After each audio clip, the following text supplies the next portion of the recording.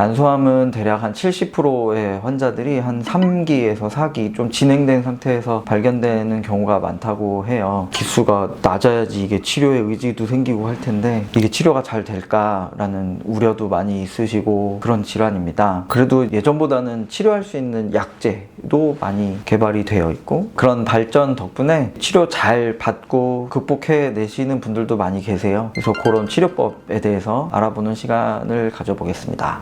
안녕하세요. 여러분의 암선생 오지용입니다. 이제 난소암이 3, 4기에 발견되는 이유가 있을까요? 제가 말씀드렸지만 초기에는 대부분 암들이 증상이 별로 없어요. 특히나 난소암은 애매한 증상들로만 나타나니까 특별한 이유가 없는 복부 불편감 정도로 가볍게 여기고 그냥 경과를 보는 경우가 있는데 이제 난소암 때문에 그런 증상이 생긴 거라고 하면은 이게 방치가 되는 꼴이 되니까 진행이 되면서 후기의 기수에 발견되는 경우가 많은 것으로 알려져 있어요. 그런 증상들이 아예 없는 경우도 있고 복부 불편감, 뭐 소화불량, 체중 감소도 있을 수 있고 식욕 감퇴, 복부에 뭐 만져진다. 어느 하나도 난소암입니다라는 증상들은 없어요. 다 단순한 장염 걸려도 이런 증상이 있을 수 있는 거니까. 그러면 저희 보통 여자들이 건강검진 받을 때 난소에 물혹이 생겼다 뭐 이런 좀 진단을 조금 많이 받잖아요. 그게 좀 암이 될 가능성도 있는 건가요? 물혹이 암이 되는 거는 아니고 세포 하나가 생기면 그게 커지면서 이제 암으로 되는 거라서 물혹이랑은 좀 달라요.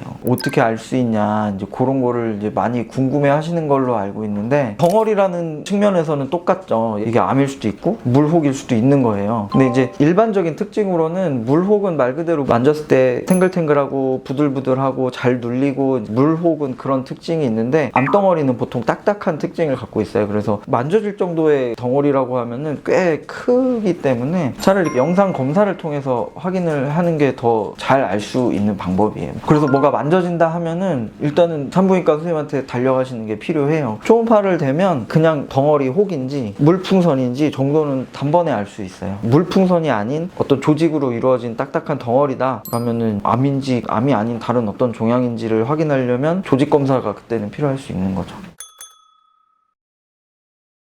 치료 방법으로 넘어가면 어쨌든 수술로 끄집어낼 수 있으면 이 녀석들 다 끄집어내는 게 제일 중요한 거예요. 근데 약간 난소암이랑 다른 암하고의 아주 큰 차이점이 있어요. 췌장암으로 예를 들어볼게요. 복막전이가 있으면 시술이나 수술을 하지 않아요. 바로 항암 치료로 들어가죠. 절제가 불가능하다고. 근데 난소암에서는 종양 감축 수술이라는 거를 4기임에도 불구하고 시행을 해요. 왜 그러냐면 난소암에서는 수술장에 들어가서 육안적으로 보이는 걸 최대한 많이 절제를 하면 생존율이 높아진다라는 연구 결과가 있다고 해요. 난소암에서는 그래서 배 안에 번졌다 하더라도 최대한 눈에 보이는 병변들을 제거하는 종양 감축 수술을 시행을 해요. 항암 치료가 잘 듣게 하기 위한 게 이제 결론이긴 한데 어쨌든 수술을 해서 다 제거할 수 있으면은 그냥 수술만 하고 경과를 보는 경우도 있는데 그건 이제 수술 없이 항암 치료하는 것보다 수술로 최대한 절제를 한 다음에 항암 치료를 했을 때 생존율이 높아진다는 걸 알게 된 거예요. 그래서 다른 암하고는 다르게 배 안에 번졌을 때도 열심히 수술을 해주신다 교수님들이. 저는 사실 이제 종양내과 의사잖아요. 난소암 같은 경우는 산부인과 선생님들이 치료를 하는 질환이에요. 산부인과에서 교수님들이 치료해 주시는 것들을 보면 주로는 전에 항암을 한 것보다 수술을 하고 이후에 항암을 이제 6회에서 9회 짧으면 3회 항암을 하시는 경우가 많고 그 항암제도 파크리탁셀과 카보플라틴 이 두 가지를 쓰는데 파크리탁셀 카보플라틴은 우리 종양내과에서도 너무나 많이 쓰는 항암제기는 해요. 부작용 같은 것도 비슷하고 그래서 수술 후에 항암 하는 게 일단은 큰 틀이 되겠습니다.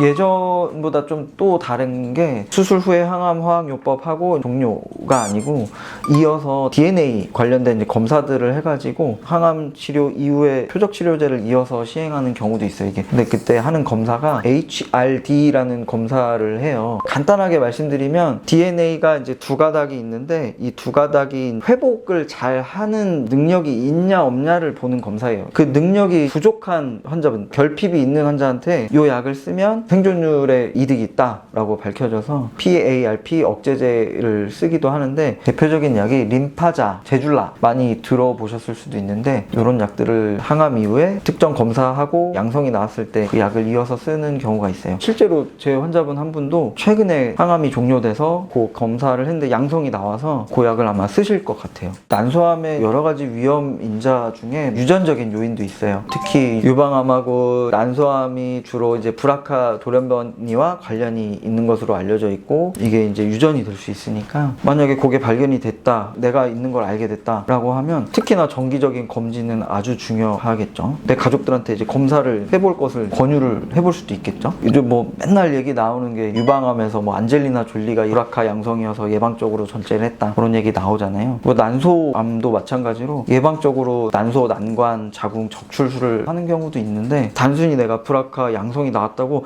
그냥 무조건 다 절제를 해야 되나? 라고 하는 건 절대 아니에요. 그러니까 출산을 계획에 두고 있는지, 내가 수술을 감당할 수 있는 컨디션이 되는지, 그리고 이게 위험도가 어느 정도로 판단이 되는지, 이런 것들을 종합적으로 판단해서 시행을 하는 거예요. 하나하나 의사 선생님하고 이제 상의를 해서 결정을 하는 게 중요하겠죠.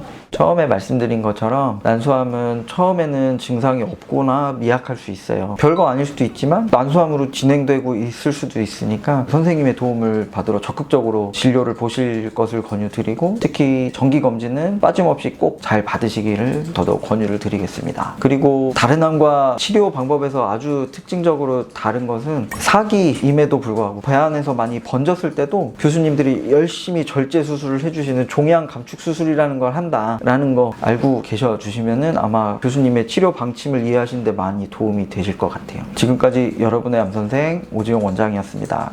감사합니다.